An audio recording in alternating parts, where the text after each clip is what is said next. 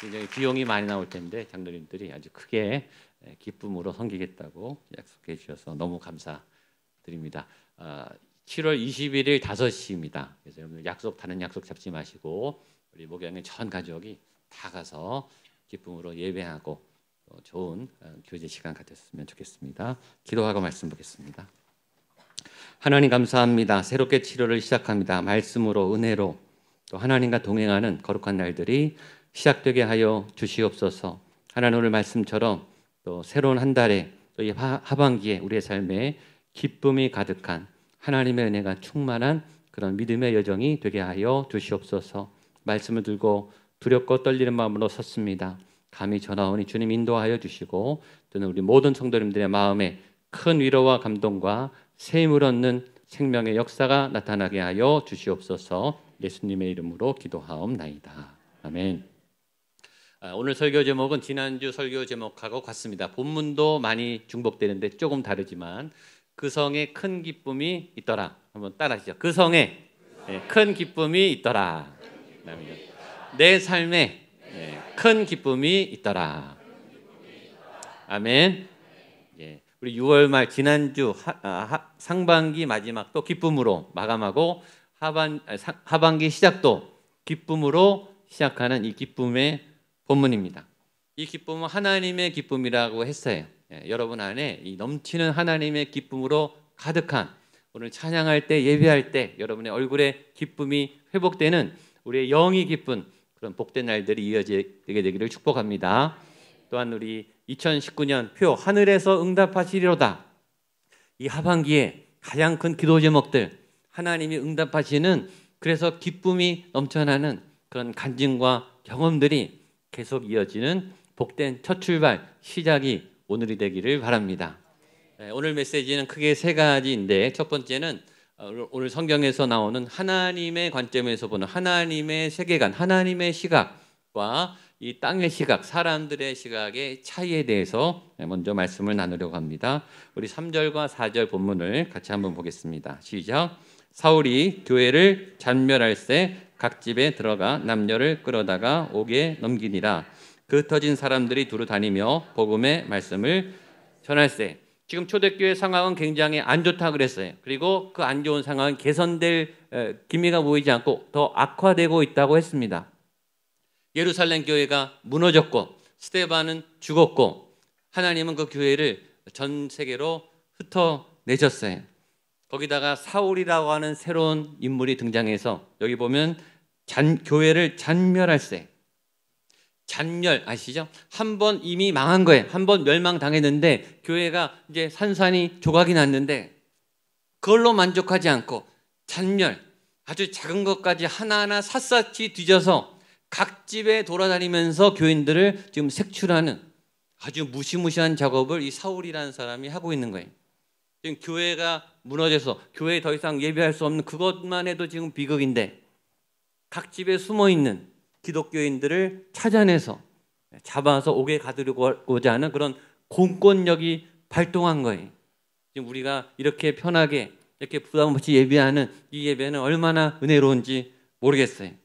근데 여기서 우리는 질문해야 되는 거죠. 이것이 하나님의 뜻인데 하나님의 계획이라면 이것을 우리는 어떻게 봐야 할 것인가?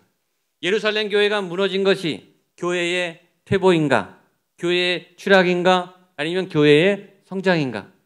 스데반이 죽은 것이 한 개인의 비참한 종말인가? 아니면 다른 의미가 있는 것인가? 인간적으로 보면 스데반이 젊은 나이에 잡혀서 처참하게 처형을 당했어요. 그건 비극이죠. 개인이나 가족에게 그것처럼 끔찍한 일은 없어요. 하나님의 거룩한 교회가 잘못한 것도 아니고 하나님 앞에 말씀 앞에 막 부흥을 하고 건강하게 성장했던 교회가 삽시간에 공권력 때문에 깨어져 나가는 그 처참한 환경을 우리는 어떻게 바라봐야 할 것인가? 세상적인 눈으로 보면 어떤 역사적인 객관적인 관점으로 보면 죽음이며 파멸이며 파괴죠. 그건 굉장히 어둡고 비극적인 일이지만 하나님은 전혀 그렇게 보고 계시지 않으시다는 거예요. 스데반의 순교는 파멸이 아니고 실패가 아니고 승리였어요. 그것은 아름다운 죽음이었어요. 예루살렘 교회가 무너져서 흩어진 것은 파멸이 아니고 종말이 아니고 그것은 성장이었어요. 그래서 우리는 같은 시간 같은 장소에 동일하게 일어난 그 사건을 어떤 눈으로 바라보는가? 나는 지금 어떤 시각으로 해석하고 있는가? 나는 지금 내 위치와 내게 처한 이 상황을, 이 위기와 고난을 정말 세상 사람들이 보는, 역사가 판단하는, 사람들이 일반적으로 보는 그 시각 안에서 비극이라고 바라볼 것인가? 아니면 하나님의 관점에서 새로운 해석을 할 수 있을 것인가? 라는 것이 첫 번째 오늘 말씀의 주제예요. 자녀가 좋은 대학을 갔어요. 어떻게 평가하십니까? 좋은 직장에 취직을 하고 사업이 잘 되고 사회에서 자리를 잡아가고 승승장구하는 그 삶을 우리는 어떻게 받아들여야 할 것인가? 굉장히 중요한 문제죠. 세상 사람들이 박수치는 성공과 자랑거리, 사람들이 부러워하는 그 자리에 간다는 그것을 우리는 어떤 눈으로 바라봐야 하는가? 하나님도 과연 우리의 생각처럼 그렇게 바라보시는가 하는 거죠. 때로 좋은 대학을 간 자녀가 그 좋은 대학 때문에 교회를 안 나오고 신앙을 잃어버리고, 사업을 잘했던 분들이 기도가 약해지고 세상적인 욕망과 승리에 도취돼서 야망을 불태우고 가족들과 멀어지고, 그런 변질되는 경우를 우리는 수없이 많이 듣고 보고 경험해 왔어요. 오늘 중요한 것은 우리는 어떤 시각으로 나를 바라보고 또 내게 처해진 이 환경과 상황들을 바라봐야 되는가. 한 예를 들겠습니다. 제가 아주 좋아하는 선배 목사님이 한국에서 목회를 하시다가 LA로 이민을 가셨어요. 그리고 교회를 개척하셨습니다. 10여 명으로 개척을 하셨는데 지금은 3천 명이 넘는 대형 교회가 됐습니다. 이민교회에서 3천 명은 한국교회 한 10,000명 넘는 굉장히 큰 교회예요. 이민 목회는 정말 어렵습니다. 그러니까 이 목사님 목회를 너무너무 잘하시는 아주 탁월하신 좋으신 목사님이세요. 이 목사님 교회에 한 3가족이 오셨어요. 50대 후반에 한 여성분, 정말 초짜, 다른 교회에서 오신 분이 아니라 정말 생짜배기 처음 교회에 나오신 그런 여성분인데, 얼마 전에 남편을 잃고 남편이 돌아가셨어요. 그리고 여러 가지 어려움을 겪다가 이제 교회에 처음 오신 3가족이 오셨어요. 이 3가족분이 오셔서 담임 목사님한테 내가 개업을 하니 개업 예배를 좀 드렸으면 좋겠다. 그래서 요청을 왔는데, 어떤 가게냐고 물어봤더니 곤란하게도 룸사롱 같은 술집인 거예요. 이분이 아주 초짜백이니까 이런 교회 이런 상황도 잘 모르시고, 그래도 본인이 사업을 한다고 여니까 이제 목사님 모셔서 예배를 드려야 되는구나 하고 그냥 이게 오신 거예요. 그러니까 담임 목사님이 고민이 2가지가 생긴 거예요. 첫 번째는 이 예배를 가야 되는가 말아야 되는가. 그렇죠? 술집을 오픈하는 이 예배 목사님이 가야 되는가 말아야 되는가. 그 고민에 먼저 빠지셨고, 2번째는 만약에 간다면 도대체 그 술집이 번영하도록 기도를 해야 되는가, 망하라고 기도해야 되는가. 그렇죠? 그 고민이 빠지신 거예요. 일단 이분이 새가 초신자고 또 이 상황이 굉장히 어려운 상황이기 때문에 예배는 가기로 했어요. 근데 이 고민은 설교를 도대체 어떻게 해야 되는가. 그냥 목사님 혼자 가서 그 가족들하고 이렇게 조용하게 예배드리려고 처음에 했는데, 그 소문을 듣고 우리 교인들하고 부목사님들이 목사님이 어떻게 설교하는지 보자 그리고 다 따라오겠다는 거예요. 그래서 인원이 많아졌다는 거예요. 그래서 더 고민에 빠졌죠. 그래서 막 고민하고 있는데 신방하기 바로 얼마 전에 하나님이 이런 마음을 주셨대요. 가서 그 가게가 뭐 잘 되고 부흥하고 그런 설교를 하지 말고, 이 여인이 50대 후반에 남편을 잃고 얼마나 지금 살아오면서 힘들었는가, 이 여인이 외롭고 힘들고 고통스러웠던 그 마음을 위로하는 설교를 해라 라는 마음을 받았다는 거예요. 그래서 다른 설교는 다 안 하고 이 여인이 굉장히 외롭고 힘들다가 교회를 나와서 믿음을 시작했던 그 부분만을 이렇게 설교를 했다는 거예요. 근데 그 여인이 그 설교를 듣고 그냥 펑펑 울면서 은혜를 받고 하나님의 위로를 받았다라는 얘기를 들은 적이 있습니다. 우리는 종교적으로도 편견을 갖고 있죠. 술집 그건 안 되는 거예요. 초신자는 아마 이럴 거야. 계엄 예배하면 이렇게 메시지를 해야 되는 거지. 사별하는 여성은 이런 아픔이 있겠지라고 우리는 벌써 어떤 정보와 상황을 들으면 우리의 어떤 편견과 생각 안에 딱 갇혀서 답이 벌써 나와요. 판단을 해버리고 이렇게 해야 될 것 같은 그런 길로 우리는 가죠. 그러나 하나님의 생각은 그 술집을 축복하라는 메시지가 아니라 그 외로운 여인, 남편을 잃고 고통스럽고 외로웠던 그 여인을 어떤 계엄 예배라고 하는 동기를 통해서 하나님의 위로를 받고 믿음을 회복하는 통로로 그 예배를 사용하셨다는 거죠. 그러니까 하나님의 생각하고 우리가 보는 시각하고는 차이가 많은 거예요. 요한복음 8장에 가늠한 여인이 붙잡혀서 예수님 앞에 발 앞에 던져졌어요. 그건 음모예요. 바리새인과 율법학자들이 예수님을 시험하려고 미리 다 판을 짜놓고 이 여인을 도구로 미끼로 사용한 거예요. 그리고 질문하죠. 주님, 이 여인을 어떻게 해야 합니까? 율법은 반드시 가늠한 여인은 돌로 쳐 죽여라. 그렇게 써 있어요. 근데 이 상황은 함정인 거예요. 예수님을 곤혹스럽게 빠뜨리려고 하는 함정. 왜냐하면 율법대로 돌로 쳐라. 그러면 어떤 반발이 있냐면 예수님이 지금까지 말씀하신 교훈이 사랑인데, 용서인데 이게 위배가 되는 거예요. 당신은 사랑하라고 가르쳐놓고 용서하라고 가르쳐놓고 어떻게 그런 답을 줄 수 있습니까? 라고 공격받는 거예요. 그러면 용서하라, 사랑하라 그렇게 답을 주면 무슨 공격이 와요? 어떻게 당신이 율법을 어기고 말씀할 수 있습니까? 그러니까 어떤 대답을 해도 예수님은 곤란해지는 함정인 거예요. 그 함정을 파놓고 지금 상황을 만들어서 예수님께 다가온 거예요. 인간적인, 이성적인, 논리적인 답으로 할 수 없는 답이 없는 그 막다른 골목에서 예수님은 뭐라 그러셨죠? 죄 없는 자가 돌로 치라. 이건 아주 놀라운 해석이죠. 놀라운 대답이. 인간적인 경험과 답이 없는 그 상황을 꿰뚫는 땅의 지혜가 아닌 하늘의 지혜로 그 상황을 정리하는, 단 한마디로 정리하는 예수님의 탁월한 지혜요, 해석이요, 관점이. 여러분, 죄 없는 자가 돌로 쳐라 이 말은 이 여인이 잘못했다, 잘못하지 않았다, 이 여인을 변호하고 있지 않아요. 이 여인이 잘못했다는 거예요. 간음은 죄예요. 예수님도 그 사실을 알고 있다는 거예요. 그리고 이 여인의 죄에 대해서 변명하지 않으세요. 그러면서 율법을 어겨라 그 말도 아니죠. 두 가지를 다 아우르는 말이에요. 율법과 사랑을 아우르는 말이에요. 그러면서 돌을 든 사람의 분노를 잠재워요. 지금 여인을 흥분해서 돌로 치려고 했던 사람들이 흥분을 가라앉히고 내가 자격이 있나? 나도 죄인인데 라고 들었던 돌을 멈추게 하는, 네가 급 흥분해서 잘못된 판단과 분노의 행동을 하는 그런 조급함을 잠재우는 굉장히 강력한 예수님의 지혜로운 말씀이죠. 그러니까 예수님의 시각과 관점은, 예수님이 이 여인을 보고 상황을 보는 눈은 우리랑 전혀 다른 거예요.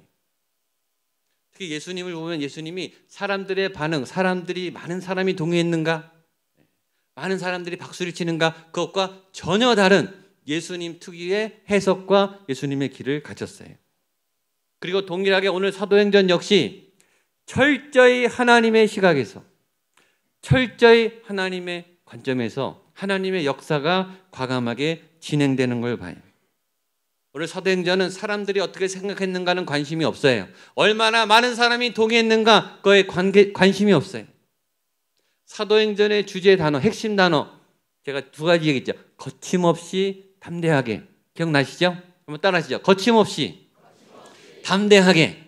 한 번 더. 거침없이 담대하게. 이게 사도행전의 처음부터 마지막까지는 정신이에요. 사도행전의 정신. 근데 저는 오늘 사도행전 8장을 보면서 비로소 알았어요. 이 거침없이는 이게 사도들에게, 사도 바울에게 쓰였던 단어가 아니구나. 이 거침없이는 하나님 안에 있었던 단어구나. 저는 오늘 깨달았어요. 처음에 사도행전을 보면서 이거는 사도들의 얘기이기 때문에 성령 받은 사도들이 거침없이 불을 받아서 퍼져나갔던, 예루살렘과 사마리아 땅까지 복음을 전해나갔던 그런 사도들의 거침없는 행전이라고 생각했어요. 사도 바울의 자기가 듣던 모든 것을 배설물로 여기고 죽는 그날까지, 로마에서 순교하기까지 전도 여행을 하고 1차, 2차, 3차, 4차 로마까지 가서는 거침없는 그의 행적이 사도행전인 줄 알았는데, 물론 그 말도 맞아요. 근데 더 근원적으로 왜 사도 바울이 그런 거침없는 사도행전의 삶을 살았는가? 이유는 그들이 성령을 받았기 때문이에요. 성령님의 속성 안에 이 거침없는 담대한, 바로 밀어붙인 저돌적인 이 하나님의 속성이 있는 거예요. 여러분, 하나님은 거침없이 스데반을 순교시켰어요. 눈 깜짝할 사이. 뭐 틈도 여지도 없어요. 갑자기 잡혀오더니 설교하다가 죽었어요. 누가 말릴 틈도 없었어요. 거침없이 하나님이 거침없이 예루살렘 교회를 쪼개셨어요. 거침없이 그 많던 2만 명, 3만 명의 성도를 하루아침에 다 흩어 보내셨어요.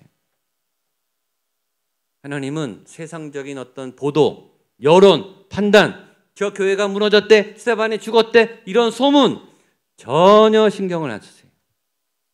거침없이 쭉쭉 나가요. 이런 거죠. 따라오려면 따라와, 싫으면 마, 나는 가는 거야. 하나님은 거침없어요. 조금의 망설임도 주저함도 없으세요. 누구랑 의논도 안 하세요. 그냥 결정하고 바로 진행이세요. 그러므로 오늘 우리는 저와 여러분의 삶을 거침없이 지금 운행하시는, 여러분하고 상의도 안 하시잖아요, 때요 하나님이. 그렇죠? 어떤 거는 알려주시지만 어떤 거는 거침없이 하시잖아요. 그 거침없는 하나님의 뜻, 하나님의 계획이 뭔지 하나님의 관점에서 깨닫는 지혜가 필요한 거예요. 이것을 통찰이라고 말하죠. 이것을 지혜라고 말해요. 여러분을 향하신 하나님의 뜻과 계획, 그것을 깨닫게 되는 은혜가 있게 되기를 축복합니다. 시편 119편 18절, 아주 유명한 말이죠. 같이 읽겠습니다. 시작. 내 눈을 열어서 주의 율법에서 놀라운 것을, 한 번 더 시작. 내 눈을 열어서 주의 율법에서 놀라운 것을 보게 하소서. 하나님, 내가 하나님의 보는 생각으로, 하나님이 보시는 것처럼 나를 보기를 원합니다. 이 고난을 보기를 원합니다. 도대체 여기 하나님의 무슨 계획이 있는 건지 내 눈을 열어서 놀라운 주의 말씀을 보게 하소서. 그런 은혜가 있게 되기를 바랍니다. 두 번째는 빌립이 새롭게 등장합니다. 우리 5절로 8절입니다. 시작. 빌립이 사마리아 성에 내려가 그리스도를 백성에게 전파하니 빌립의 말도 듣고 행하는 표적도 보고 한 마음으로 그가 하는 말을 따르더라. 많은 사람에게 붙었던 더러운 귀신들이 크게 소리를 지르며 나가고 또 많은 중풍병자와 못 걷는 사람이 나오니 그 성에 큰 기쁨이 있더라. 스데반이 떠나니 사울이라는 인물이 등장해. 물론 사울은 아직 변화되지 않았어요. 그러나 나중에 변화하죠. 스데반이 떠나니 빌립이라는 사람이 등장했다고 했어요. 신약 성경에는 빌립이라는 사람이 크게 두 사람 등장해요. 하나는 12사도 중에 예수님이 뽑은 12제 중에 한 명이 빌립이고, 한 명은 사도행전 6장에 7 집사님 중에 한 명의 이름이 빌립이에요. 이름이 같아요. 그러나 다른 사람입니다. 오늘 여기 등장하는 사마리아 성으로 간 빌립은 12제자일까요? 집사님일까요? 7 집사님 중에 한 사람이에요. 사도가 아니라 집사님이에요. 집사님 빌립 집사님. 그러니까 7 집사님 중에 성경에서 기록이 제일 많은 두 사람이 스데반하고 빌립 집사님이에요. 이번에 임직받게 될 예비된 하나님의 일꾼들이, 또 여러분들이 빌립 집사님과 같은 평신도지만 탁월한 또 믿음의 종이 되기를 축복합니다.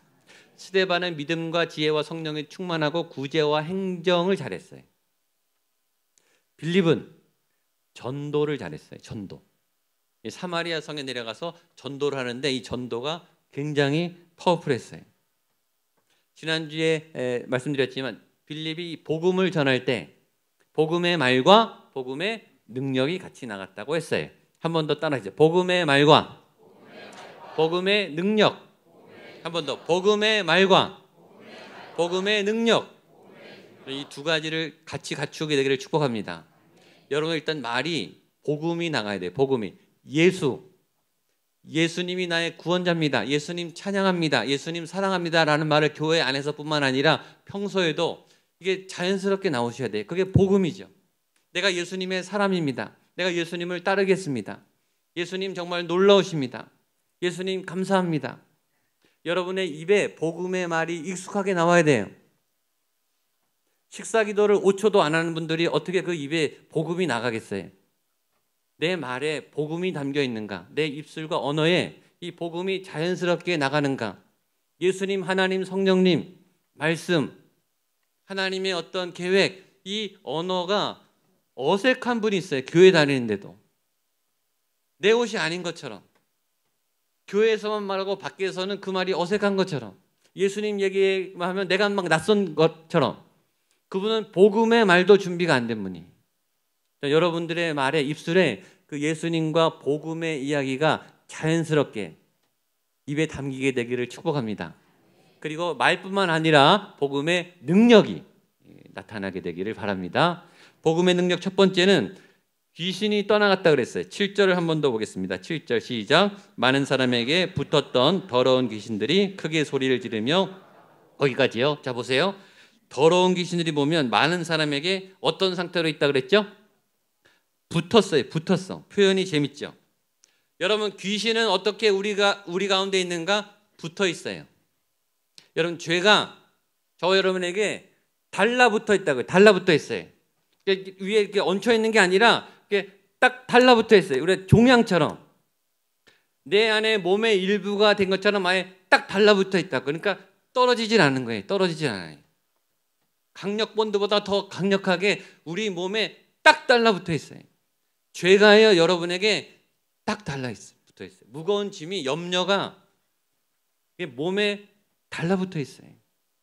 저 여러분 안에 상처가, 이 과거의 트라우마가 그냥 따로 있는 게 아니라 몸에 딱 달라붙어 있어요. 안 떨어집니다. 그러면 두 가지 일이 일어나요. 첫 번째는 그 죄나 그 귀신이 달라붙어 있으면 그 힘의 지배를 받아요.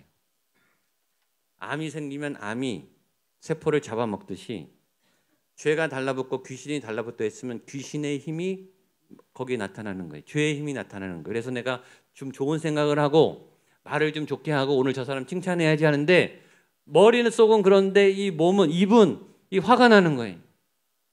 내가 오늘은 참고 저 사람을 잘해줘야지 하는데 막상 저 사람을 대할 때는 지적과 분노가 막 나가는 거예요. 왜냐하면 영향이 있으니까. 이 죄가 달라붙어 있으면 영향을 줘요. 두 번째 부작용은 뭐냐면 좋은 거를 튕겨내요. 그 달라붙는 귀신이 소망이 오고 기쁨이 오고 가능성이 오고 사람들, 좋은 사람들이 내게 오는데 이게 튕겨나가요. 그러니까 좋은 자원을 좋은 자원으로 못 써먹고 계속 나쁜 것만 자꾸 써먹어요.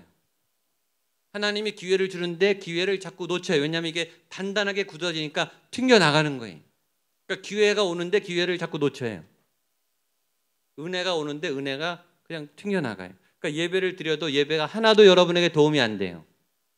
찬양을 하고 기도를 하는데 기도하는데 막 화가 나고 말씀을 듣는데 화가 나고 졸리고, 왜냐하면 우리의 단단한 죄가 우리한테 들러붙어 가지고 오는 은혜를 막 튕겨낸다고요.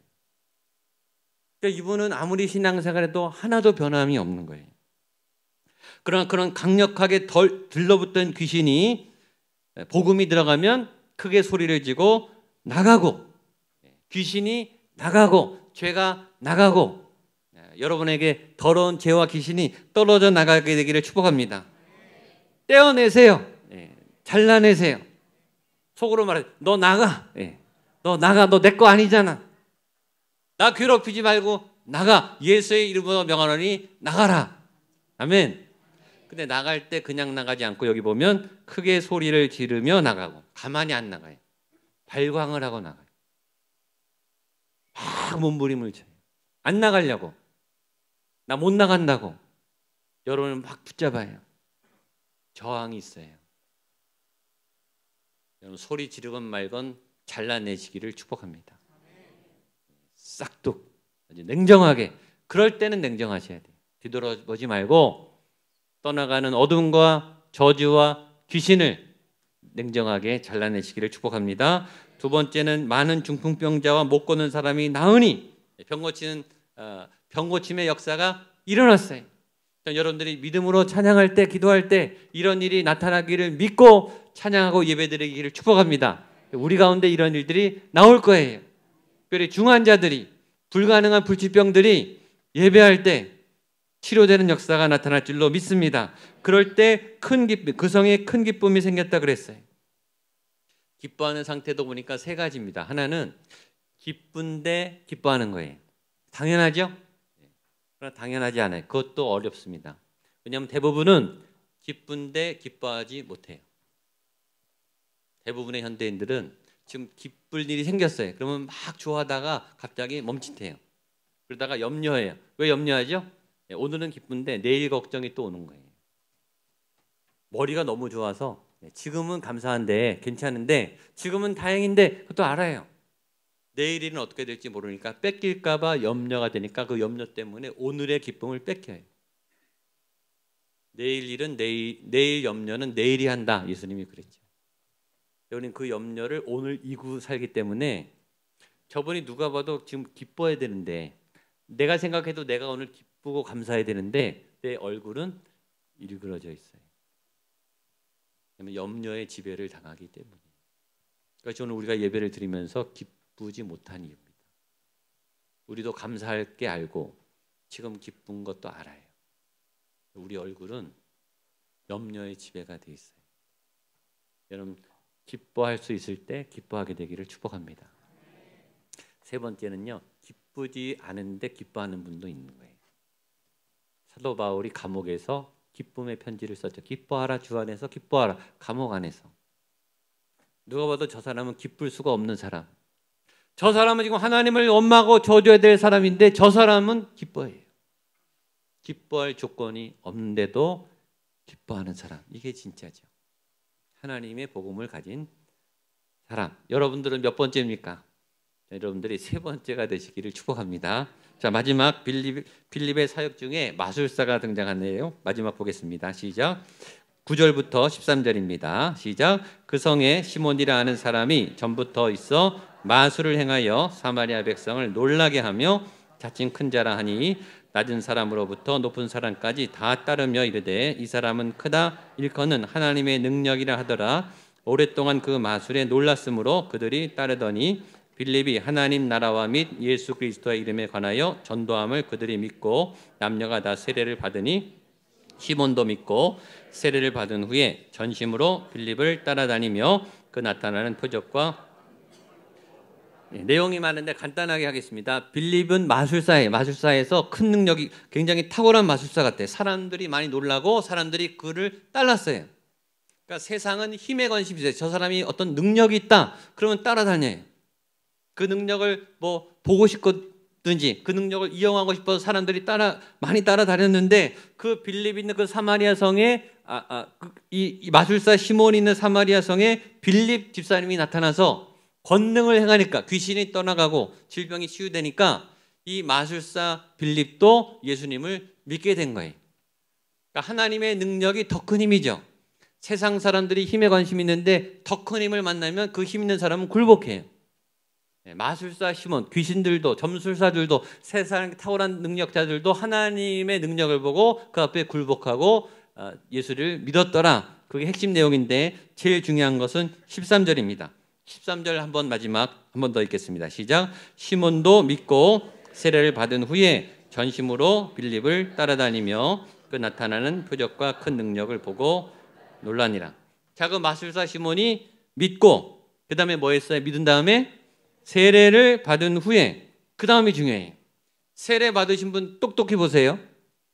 시몬이 예수님을 믿고 세례 받은 후에 어떻게 변했는가? 어떻게 변했어요? 전심으로 빌립을 따라다니며. 빌립은 집사님, 하나님의 사람. 마술사 시몬이 직업을 다 내려놓고 자기 가던 길을, 자기 인생길을 멈추고 빌립을 따라다녔다. 하나님을 따라다녔다. 그러므로 세례란 길을 바꾸는 거예요. 그게 진짜 세례예요. 세례 받으신 분, 여러분 자신에게 물어보세요. 내가 세례 받고 내 길을 바꿨는가?